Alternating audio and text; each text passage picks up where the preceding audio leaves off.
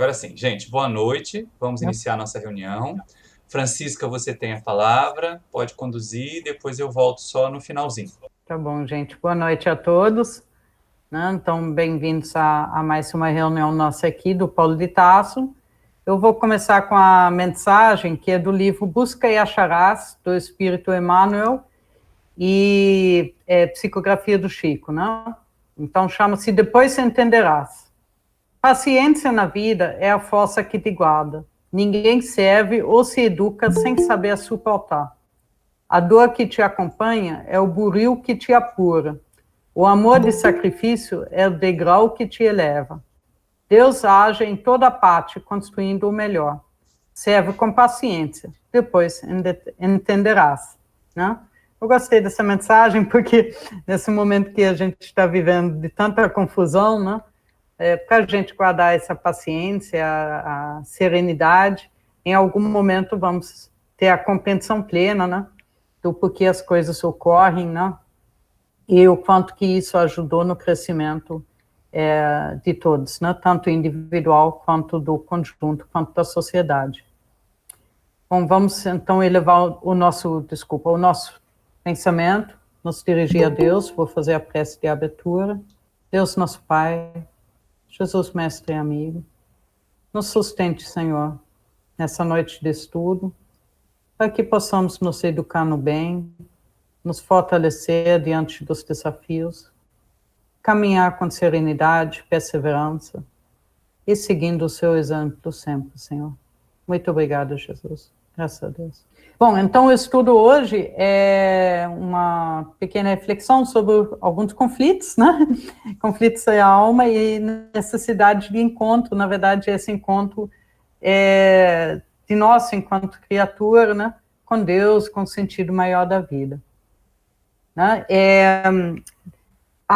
O Espírito Amélia Rodrigues, ela tem o livro Trigo de Deus, psicografia de Divaldo, e nesse livro, no capítulo 14, existe uma mensagem, ela conta a história, né, que inicia com a sensação que os judeus tiveram durante o domínio dos romanos.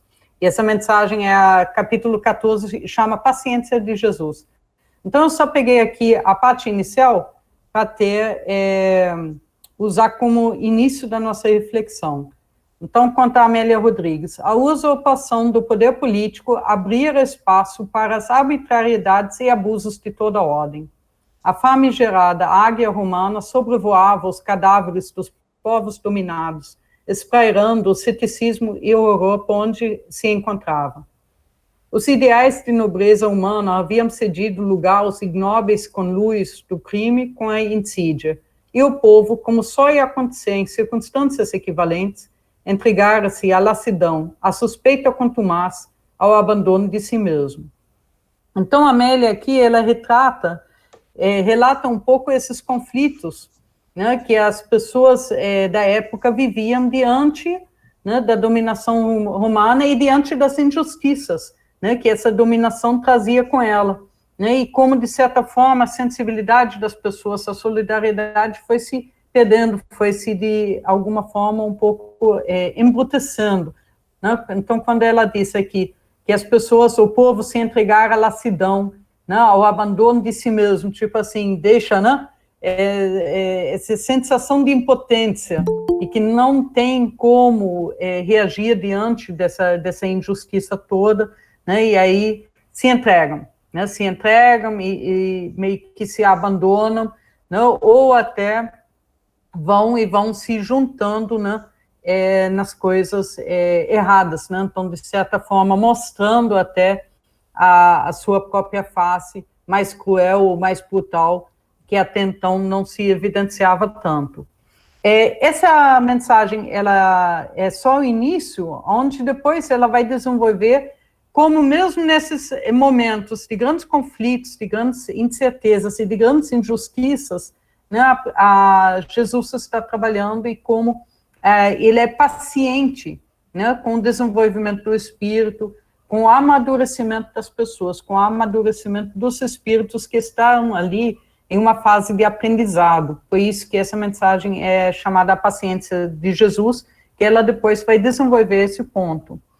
Eu gosto desse início, porque, de certa forma, ele reflete também o nosso momento. Eu já, na verdade, já usei esse início para várias palestras em vários anos diferentes, e a gente sempre tem situações de incerteza. É interessante, né?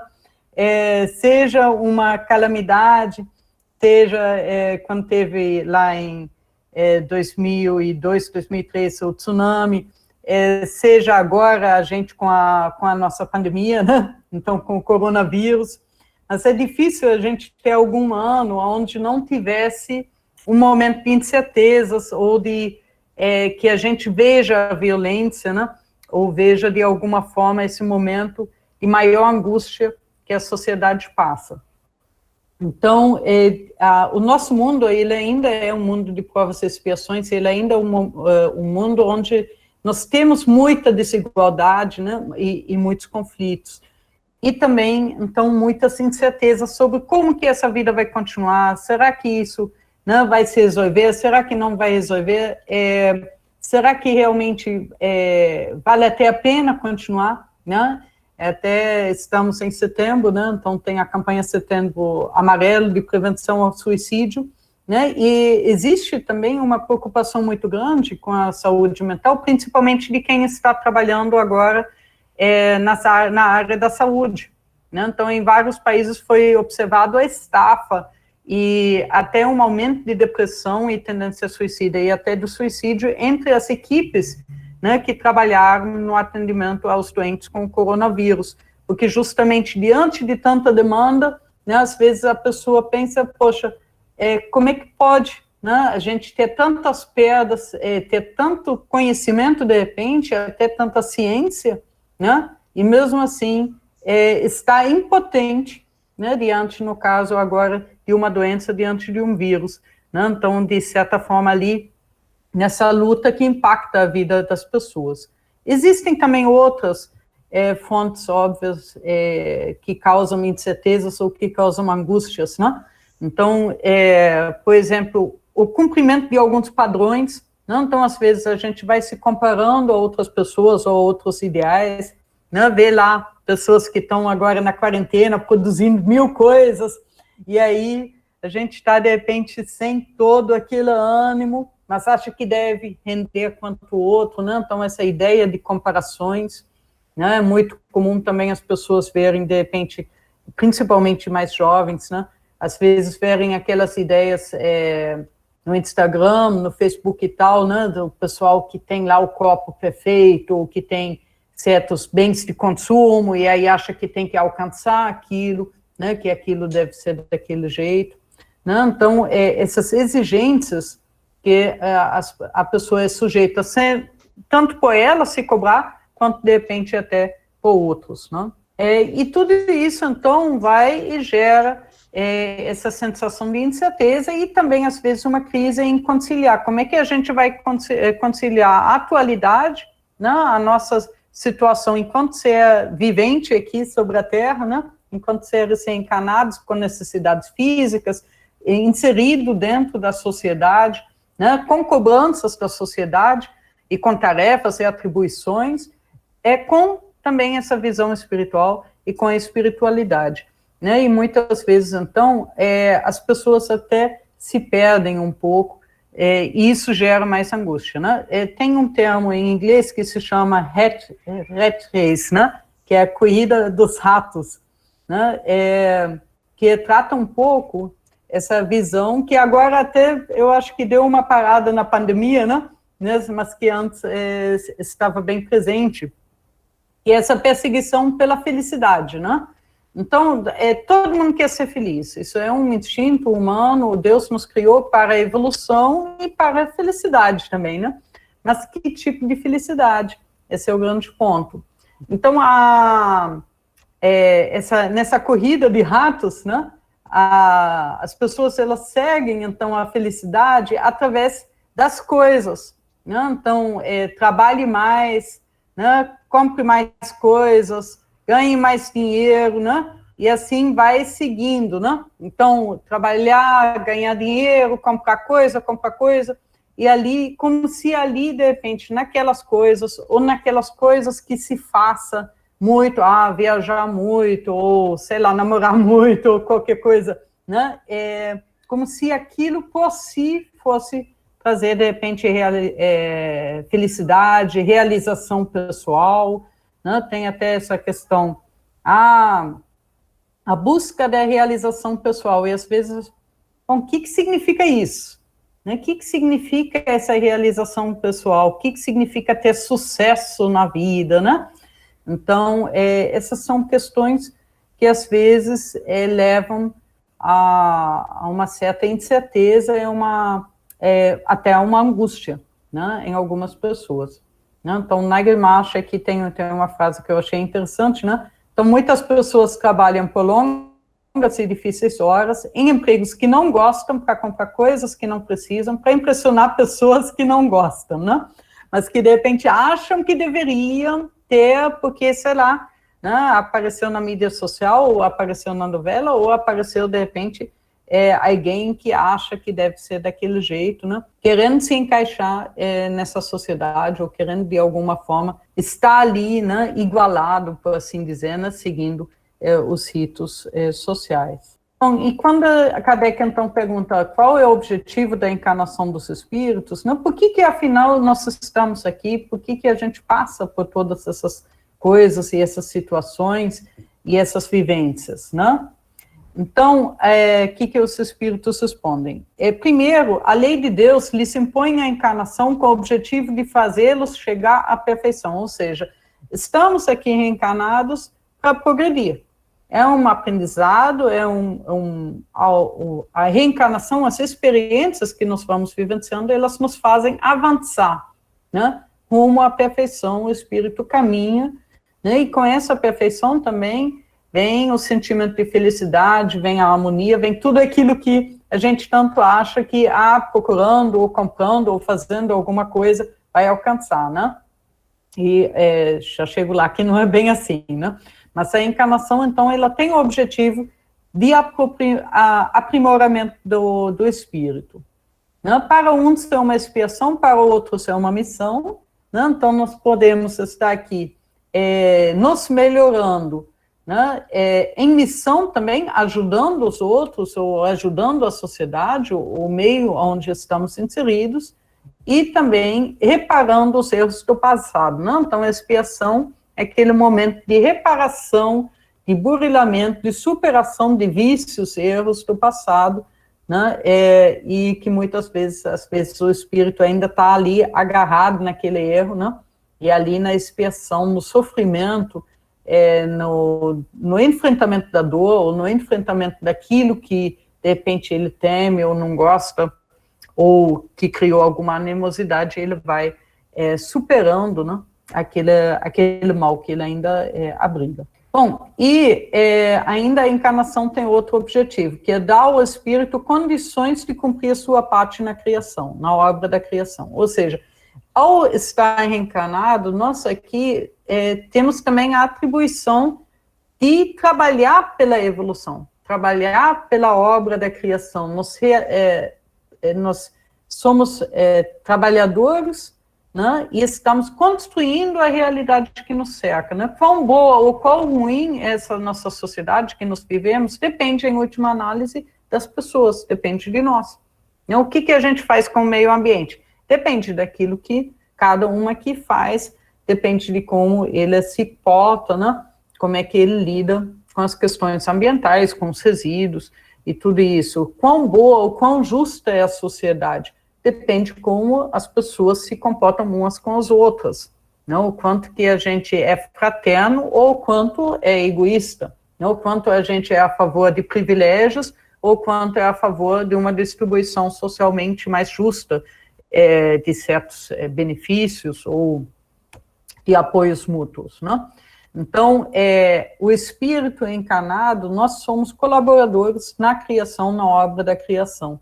Nós influenciamos uns sobre os outros, nós influenciamos sobre outros seres, né, aqueles que estão numa faixa ainda inferior da evolução, né, então os animais, as plantas, né, nós estamos alterando a condição de vida. E vejam agora, por exemplo, as queimadas no Pantanal, né, aquilo é fogo que em algum momento alguém botou, né, Mas quantos animais não estão sofrendo e estão ali queimando, né? Então, qual que é a responsabilidade nossa, enquanto seres humanos, sobre aquele sofrimento, né? Sobre aquela situação que está ali. Então, se nós somos colaboradores da criação, o quão bem que a gente está colaborando, né? Ou, nesse caso, o quão mal, não? O quanto de mal que a gente ainda causa, e que leva ao sofrimento também de outros seres, que ali, diante desse sofrimento que a gente está causando, eles têm o seu aprendizado também. No caso, infelizmente, é um aprendizado negativo, né?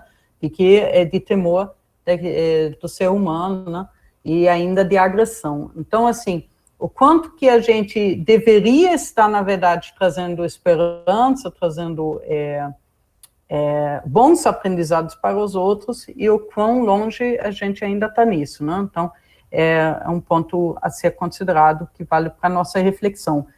Qual é o impacto que a gente traz nessa obra da criação, né? Isso também, claro, quanto mais perto da perfeição o espírito, mais lúcido ele se torna, e melhor vai ser essa colaboração dele nessa obra da criação. Bom, então, razões para a dor podem ser causas atuais, né, escolhas que a gente faça, né, comportamentos, ou situações que a gente vai criando e que aí vão gerar dores ou sofrimentos atualmente, né, como podem ser causas passadas ali, no caso, alguma dívida do passado, algum mal que eu fiz e que eu vou ter as consequências atualmente, né? Então, causas atuais pode ser, sei lá, por exemplo, eu estourei o cartão de crédito, me endividei muito, né? E aí vou ter a aflição agora das dívidas que eu criei nessa existência mesmo, né?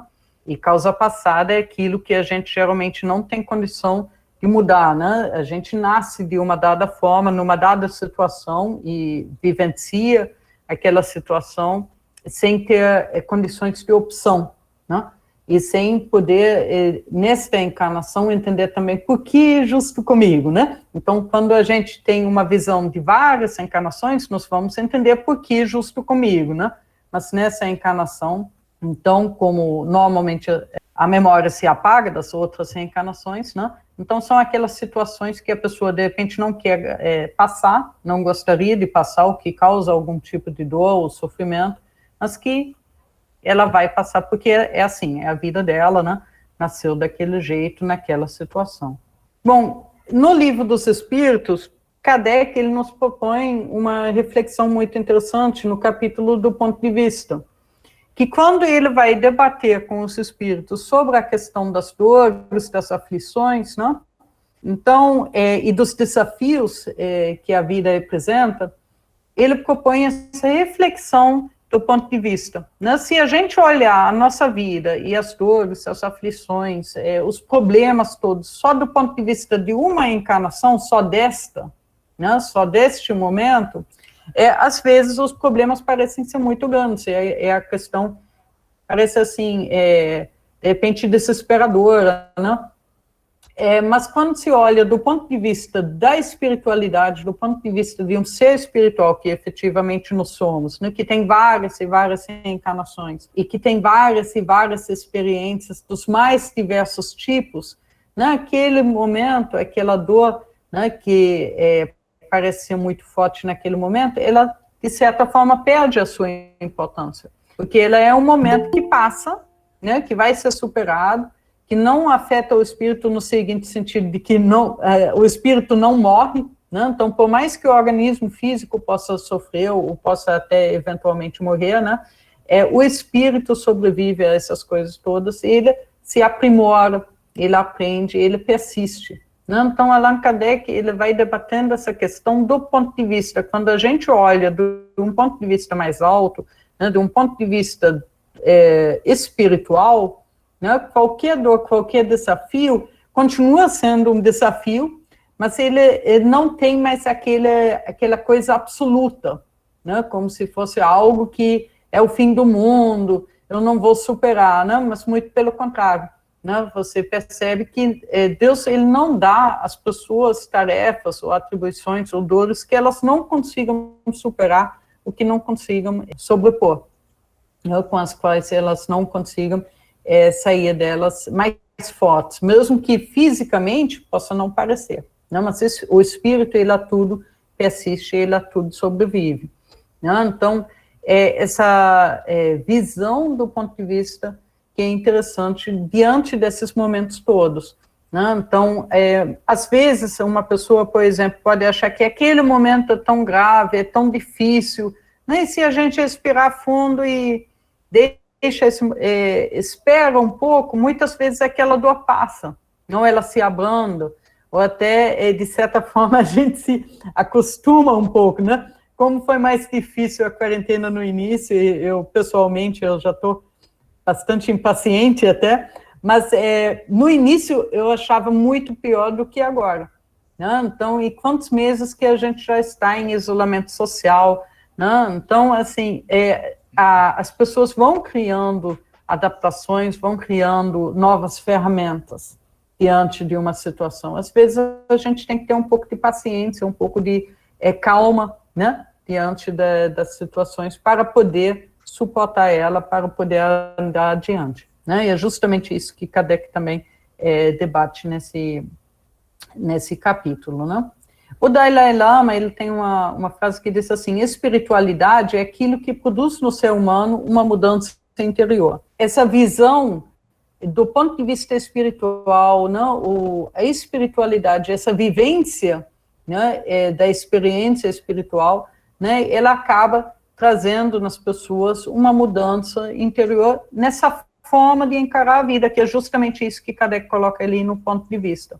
Então, uma pessoa que é espiritualizada, ela consegue ultrapassar esses momentos de crise com uma certa harmonia maior, né? Porque ela tem essa percepção diferenciada. Não é só esse momento aqui agora, não é só a matéria, não é só o organismo físico, não, a gente tem uma vivência diferenciada. Nós somos espíritos, antes de tudo. E nós somos seres criados para a perfeição, seres criados para a felicidade, seres criados para o amor, né? Esse amor fraterno, esse amor que abraça, esse amor que efetivamente leva a vida, né? De uma forma mais harmoniosa, mais fraterna, né? E que une as pessoas, né? Então, esse amor que une as pessoas e que fortalece a sociedade.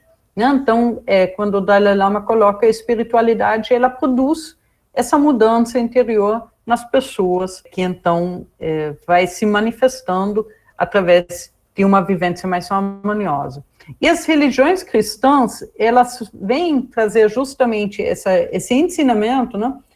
A palavra religião vem de religar, né, a criatura a Deus, né? Então, para podermos nos reaproximar a Deus, e no caso das religiões cristãs, através dos ensinos de Jesus, né? Então, Jesus, ele vem trazer os ensinos para despertar o espírito, para despertar as pessoas que estão aqui reencarnadas, né, nessa nossa vivência terra a terra, e dizer, olha só, né, não é só essa matéria, não é só essa experiência, não é só essa reencarnação.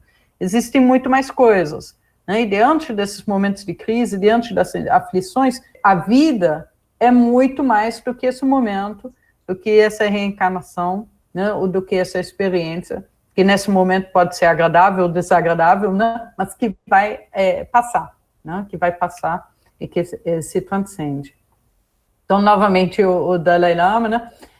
Essa frase aqui é de um livro do Leonardo Boff, que chama Espiritualidade. E ali, o Leonardo, né, ele fez essa pergunta ao Dalai Lama, num encontro, que ele queria saber qual é a melhor religião, né? E aí o Dalai Lama respondeu essa frase aqui: a melhor religião é aquela que te faz melhor. Ou seja, a religião que nos torna pessoas melhores, que nos torna pessoas mais espiritualizadas, né, mais fraternas, mais amorosas, é aquela que é melhor para a gente, né? Então, se a gente está aqui no Espiritismo, imagino que o Espiritismo seja aquela religião que nos aproxima mais de Deus, né, que nos religa as nossas origens. Então, como a gente faz essa jornada, né, religando as origens, como a gente descobre a espiritualidade, né?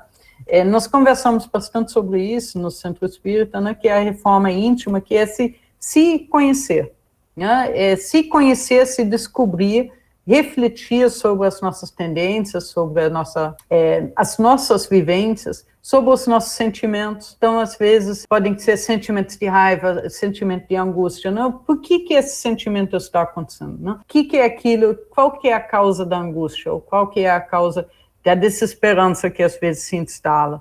E, por outro lado, né? Como é que se transcende isso? Né? O que eu ainda posso aprender? O que me falta, de repente, de conhecimento, de sentimento, de evolução? Então, essa reflexão sobre nós, enquanto seres pensantes, sobre os nossos atos, sobre nós, enquanto seres que agem dentro da realidade, que agem na criação. Então, como é que a gente está atuando enquanto colaboradores de Deus na criação, né? Fazer a nossa parte, a parte que nos cabe na realidade. Como é que a gente está fazendo essa parte? Podemos ir descobrindo como é que está, como é que não está, onde que eu posso melhorar. Com isso, então, podemos ir avançando, né? Então, Santo Agostinho, no Livro dos Espíritos, responde a essa questão, conhece-te a ti mesmo, com uma reflexão, né? Que ele sugere que a cada tarde, ao fim do dia, a gente, antes de deitar, né? Faça uma reflexão. Como é que foi o dia? O que fez de bom? O que fez de mal? Né? Fez algum mal querendo fazer o mal? Fez algum bem querendo fazer o bem? Né? Será que se omitiu em alguma coisa? Então, veio o mal através da omissão. Eu tive a possibilidade de fazer um bem, mas eu resolvi me omitir. E, por outro lado, também, ele indaga, será que eu fiz algum mal a mim mesmo? Porque, às vezes, as pessoas podem até não fazer mal aos outros, mas agridem a si mesmas, por falta, de repente, de autoconfiança ou de amor próprio, ou algum sentimento de inadequação. E ali, para poder agradar os outros, né, se agridem. Então, é importante também ter essa noção, o quanto que também eu respeito essa existência, respeito a mim mesmo, né, enquanto ser humano, enquanto ser espiritual. Bom, e é interessante que, como eu falei, a gente tem nas religiões, né, a ferramenta de descoberta, né, da espiritualidade, é a ferramenta de voltar a nos conectar com Deus. Mas existe uma diferença entre ser uma pessoa religiosa e ser uma pessoa espiritualizada, né? Porque às vezes a pessoa vai na religião, pode ser centro espírita, pode ser uma igreja, não importa, mas ela continua infeliz, ou ela continua insatisfeita, ou também acha que aquela religião teria que, de alguma forma, solucionar os problemas dela, né? Então, os problemas continuam ali, né, a insatisfação continua, né, a infelicidade dela continua. Então, a diferença é a pessoa que é religiosa, não, Aurélio fala quem é religioso é aquele que segue os preceitos de uma dada religião, né, com rigidez. Então, a religiosidade, a pessoa religiosa é aquela pessoa que tem a religião e segue os preceitos, mas não necessariamente ela vivencia aquilo. Então, segue de repente, eu vou lá no centro espírita, eu tomo o passe, eu não falto uma reunião, né, eu faço a prece de manhã, eu faço à noite, como se aquele ato mecânico de fazer algo, né, ou de assistir uma palestra fosse, né, resolver os problemas. Mas esse pode ser visto só como um ritual, como uma prática, ou como um hábito, sem que isso traga realmente uma diferença na experiência da pessoa. O desenvolvimento da espiritualidade é quando essa pessoa ela começa a vivenciar e a experimentar de uma forma muito pessoal o aprendizado, né? Então, quando ela experimenta a sua essência espiritual, a sua existência enquanto ser espiritual, né? Quando ela efetivamente, não só racionalmente tem esse conhecimento, mas quando esse conhecimento faz parte da vida, faz parte do sentimento, principalmente do sentimento dessa pessoa. Então, um livro que ilustra isso é do livro Voltaire, né? Psicografia do Chico, é a experiência do irmão Jacob, que foi espírita, né? Inclusive foi presidente da FEB, e quando ele desencarna, ele é muito bem atendido e recebe todo o auxílio durante a sua desencarnação, durante esse momento de despertar no mundo espiritual, mas ele fica decepcionado que ele achava que ia ter brilho, né? Que ia ser um espírito que já tivesse uma radiação própria, né, brilhosa, bonita e tal. E ele se decepciona um pouco, porque ele fala, poxa, eu continuei, ele desencanado, um espírito opaco, né? Então sem brilho, e até muito necessitado do auxílio, a filha dele, que ajuda ele na desencarnação, ela já era desencanada, e também o espírito Bezerra de Menezes mais tarde. E ele, então, nesse livro, ele relata como ele ficou surpreso quando veio, no grupo de espíritos recém-desencarnados, onde ele se encontrava, né, eles estavam esperando uma última pessoa desencarnada, e quando essa pessoa veio, esse espírito veio, era um espírito de luz, né, muito iluminada, tinha acabado de desencarnar, que nem ele, né, mas um espírito muito iluminado. E aí ele pergunta para a filha, por que aquele espírito tem tanta luz e eu não tenho nada? Se eu fui espírita, né, se eu fui da fé, fazia palestra e tudo isso, e o que aquele espírito então fez? E aí a filha fala, olha, é um espírito comum, foi uma professora, trabalhou no interior do país, só que se dedicava com um amor tremendo às crianças que ela ensinava, ela trabalhava com paixão, ela se movia pelo carinho, pelo amor ao próximo, né? Então tudo que ela fazia com amor, com dedicação, com sentimento realmente daquilo ser sagrado, né? Então um sentimento de dedicação. E aí ele até perguntou, mas qual que foi a religião dela? E a filha fala, olha, não importa a religião. O que importa foi que ela viveu, né, os preceitos cristãos, ela viveu a fraternidade na sua máxima possibilidade. Né? Então, isso é espiritualidade, a gente vivenciar, né, e viver de uma forma que efetivamente todos os atos da nossa vida, né, sejam atos de amor, de fraternidade, de dedicação, né, de benefício ao próximo, né? Claro que isso assim, é o ideal, né? Ninguém fica frustrado se de repente não está lá ainda, né? Ali é um caminho, né? Então, mais adiante da nossa evolução é o nosso norte, né? Para onde a gente está caminhando. Então, Leonardo Boff, naquele livro, né, Espiritualidade, ele disse o seguinte: portadores permanentes de espiritualidade são pessoas consideradas comuns, que vivem a retidão da vida, o sentido da solidariedade e cultivam o espaço sagrado do espírito, seja em suas religiões e igrejas, seja no modo como agem e pensam e interpretam a vida. Não existe um rótulo ou algo exterior, ou algo que a gente compre, ou um livro mágico que vai ler, ou qualquer coisa do tipo, né? Mas é simplesmente a vivência de acordo com os ensinamentos de Jesus, de acordo com os ensinamentos amorosos, benéficos, né, solidários, fraternos de Jesus, né, porque muita gente usa o nome da religião para punir, para perseguir, né, para discriminar, e Jesus jamais discriminou, jamais perseguiu, jamais puniu ninguém, né? Jesus nunca condenou a ninguém, muito pelo contrário, ele sempre agregou, ele sempre abraçou.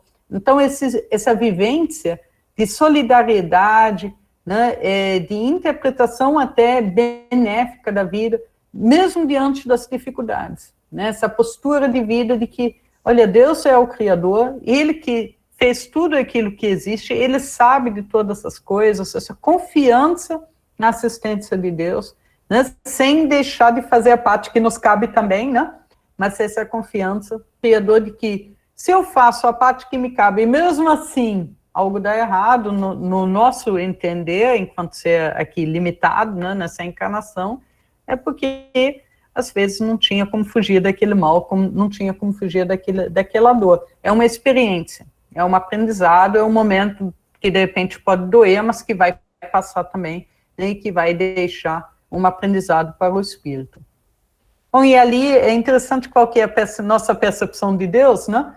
Porque, de certa forma também, influencia mais. Como é que eu percebo a Deus? Eu percebo a Deus como aquele Senhor, né, que de repente pode punir, onde eu tenho que me ajoelhar, eu tenho que pedir coisa, clamar a Deus para Ele me ouvir, ou eu tenho que fazer algum rito, ou qualquer coisa para agradar, né? Então, como é que a gente percebe Deus? Percebe Ele como um Senhor dos Exércitos, né?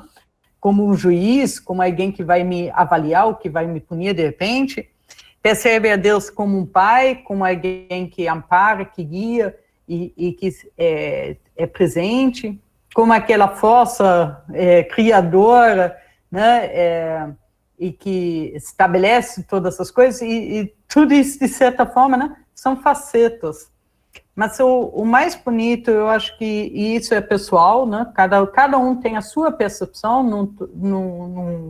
não existe assim certo ou errado, até porque Deus, os Espíritos nos dizem que Deus é um sentido que nos falta para a plena compreensão de Deus, né? Então, a forma como a gente percebe Deus claramente vai influenciar também sobre como nós vivenciamos essa proximidade dele, como nós vivenciamos a espiritualidade. Então, como eu falei, a percepção é muito pessoal. Eu, pessoalmente, eu gosto muito dessa parábola do filho pródigo, que foi quando Jesus vem nos ensinar sobre Deus. A ideia dos judeus era desse Deus vingador, do Deus Senhor dos Exércitos, daquele Deus poderoso, que faz combinações, né? Então, que tem o povo eleito, né? E que, de certa forma, faz pactos e tudo isso. E aí, então, Jesus, ele nos traz Deus como um pai que acolhe, né, e que está muito perto. A parábola do filho pródigo, ela fala de uma proximidade tremenda de Deus com a criatura, né, com as pessoas. Então, nessa parábola, eu imagino que todo mundo conheça, mas um senhor tinha dois filhos, né, e o filho mais novo pediu a esse senhor muito rico: pai, dá-me a minha parte da herança, que eu quero gastar o dinheiro, né? E aí o pai respeitou o livre-arbítrio, né? Pegou os seus bens, dividiu entre os filhos, e o mais novo pegou a parte da herança, pegou o dinheiro e foi para bem longe, e foi viver dissolutamente, ou seja, fez o que bem quis da sua vida e gastou o dinheiro todo.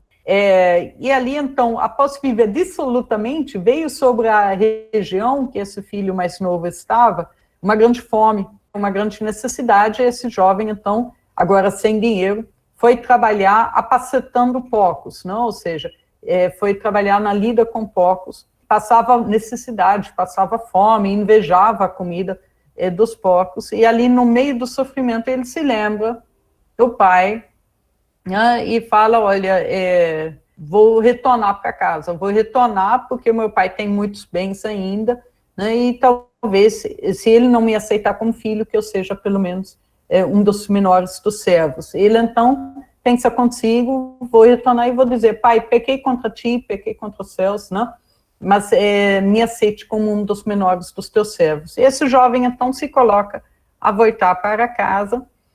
E conta-nos Jesus nessa parábola que o pai, vendo o filho vindo ao longe, se lança ao seu encontro, ou seja, vai ao encontro desse filho, o abraça, lhe dá um anel, né, no dedo, lhe dá sandálias, o cobre com o manto e o acompanha de volta para casa, onde depois faz uma grande festa, né?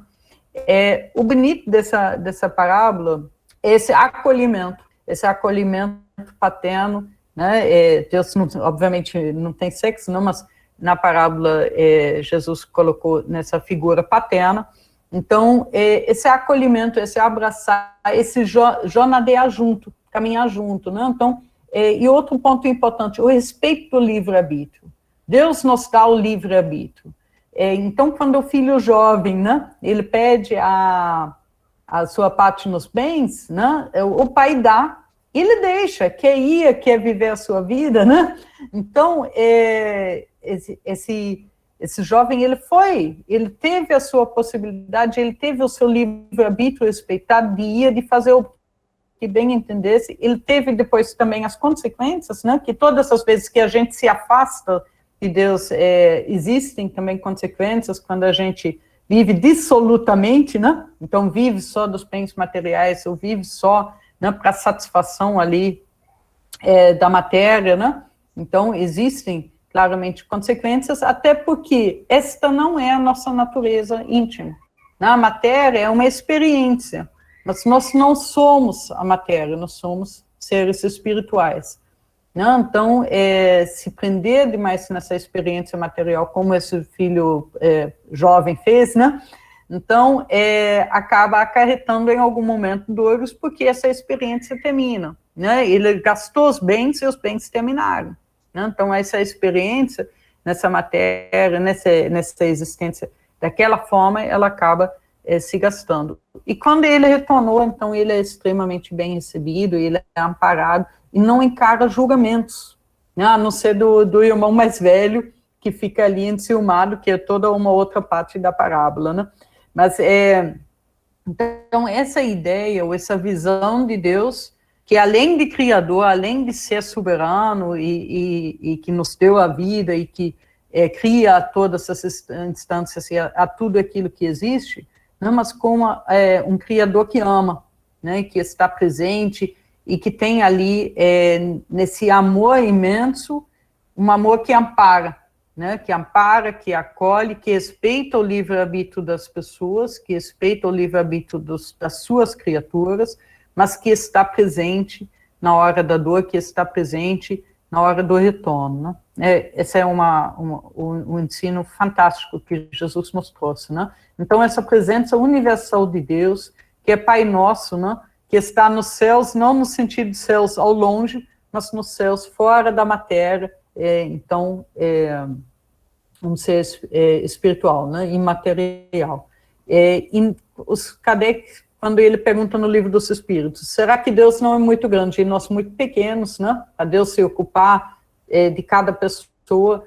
E aí os Espíritos respondem, nada é pequeno demais para a sua atenção, né? Então, nada é pequeno demais para o amor de Deus, que nos ama, né? Então, quando a gente reza ou faz a oração que Jesus ensinou, Pai Nosso, que a gente fala, Pai Nosso significa também o quê? Nós somos os filhos, né? Então, nós temos ali um vínculo, né, que nos aproxima, e que nada, nem ninguém, nem nenhum ato pode tirar da pessoa, né? Então, essa compreensão da presença de Deus em toda a criação, o amor, o respeito por toda ela, a gente vê isso em Francisco de Assis, em toda a sua vida dele, né, na sua história, nos seus escritos também, que mesmo diante da dor, mesmo diante da doença, mesmo diante da necessidade, ele sempre entendia esses desafios como ensinamentos, né? Então, quando ele fala, minha irmã morte, a verdadeira alegria, que é um escrito de Francisco de Assis, muito bonito, onde ele relata como a superação ou a aceitação da dificuldade acaba sendo, para ele, a compreensão de uma verdadeira alegria, né? Quando ele fala com os animais e faz o seu cântico às criaturas, né? Onde ele, então, tem essa compreensão de irmãos e irmãs, né, de seres em evolução junto com ele, né? Então, esse amor pela criação, esse amor pelo próximo. A gente tem isso também em Gandhi, né, nesse grande sentimento dele de não violência, de a gente ter uma posição, sim, né, sermos agentes conscientes na criação, então, diante de injustiças, não está conivente com a injustiça, mas que essa não conivência, que essa oposição à injustiça seja feita de uma forma não violenta, né? Seja feita de uma forma que não gere mais dor, que não gere mais conflito, mas que ela seja feita de uma forma que promova a pacificação, né? E o diálogo, o entendimento. Chico Xavier, né, com toda a sua vida, com todos os seus exemplos de dedicação, de amor, de amparo ao próximo, Bezerra e tantos outros que a gente poderia citar. Então, Kardec, no Livro dos Espíritos, 893, pergunta assim, qual é a virtude mais meritória? E os Espíritos respondem que é a caridade desinteressada. Agora, caridade desinteressada só vai ser possível quando? Quando a gente tem sentimento. O que é caridade? Caridade não é só doar coisas, não? Muito pelo contrário, né?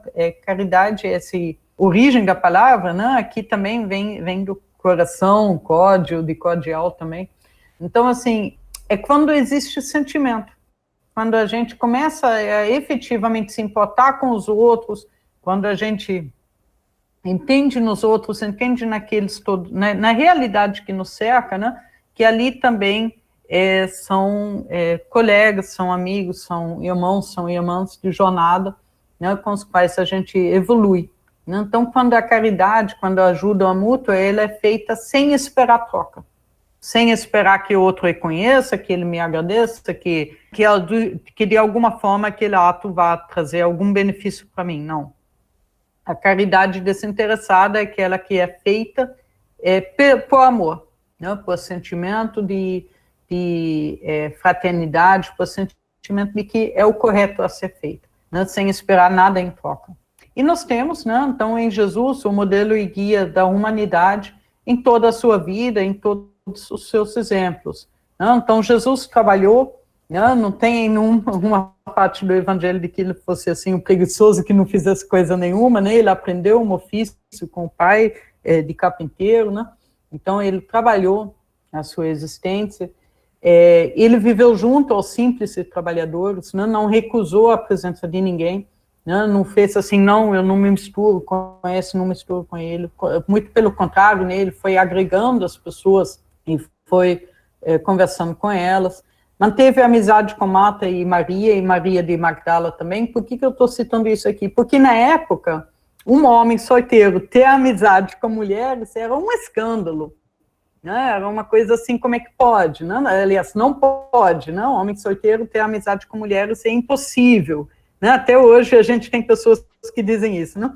Então, ele justamente, ele não se importava com esse conceito social, de que não se pode ter, homem solteiro ter uma amizade com duas irmãs, né? Ou com Maria de Magdala, não. Ele tinha os seus amigos, ele não se importava com aquele preconceito, ou com aquela ideia de que isso seja inadequado, desde que não cause mal, né, não ainda é adequado, né? Então, claramente, ele teve ali a sua atuação, né, acolheu as crianças, né, deixar ver a mim os pequenininhos, chorou pela morte do amigo, né, do Lázaro. Então, o evangelho, quando Jesus é avisado de que Lázaro morreu, né, então o evangelista fala, Jesus chorou. Em várias partes tem essa emoção. E mesmo Jesus sabendo, mas Lázaro ainda vive, né, e tal, mas teve aquele momento de emoção, né? Então ele se emociona com a dor dos outros, com a angústia que os outros vivenciam, mesmo que ele, sendo Jesus, sendo o Espírito perfeito, mesmo ele sabendo das coisas, que às vezes a gente acha que, mas somos espíritos, isso tudo vai passar, eu tenho que ser impassível, eu não posso sentir medo, eu não posso sentir dor, eu não posso sentir isso, aquilo, de jeito nenhum. É claro que a gente pode e sente, né? Sente dor, sente medo, sente insegurança às vezes, sente tristeza, né? O sentimento é inerente à nossa experiência enquanto seres humanos, enquanto seres em evolução, e ele permanece. Né? Então, o Evangelho, em várias partes, ele retrata também Jesus se movendo de íntima compaixão, por exemplo, né?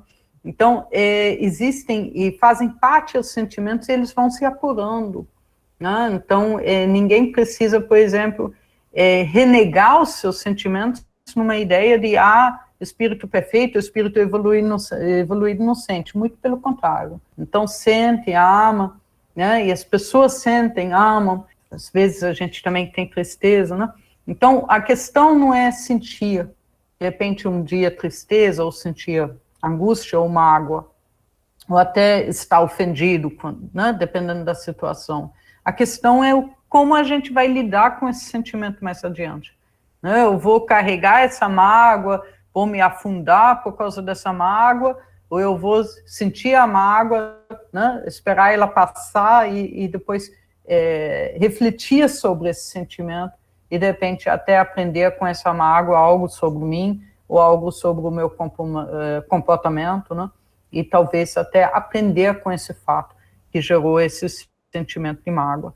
Então, a questão é como a gente lida com esses sentimentos e o que a gente faz com eles. E Jesus sofreu escárnio, sofreu traição, sofreu abandono, não? O quanto que esse homem que apenas trouxe amor, trouxe ensinamentos de solidariedade, de fraternidade, de compaixão, que teve toda uma vida, toda uma experiência, né?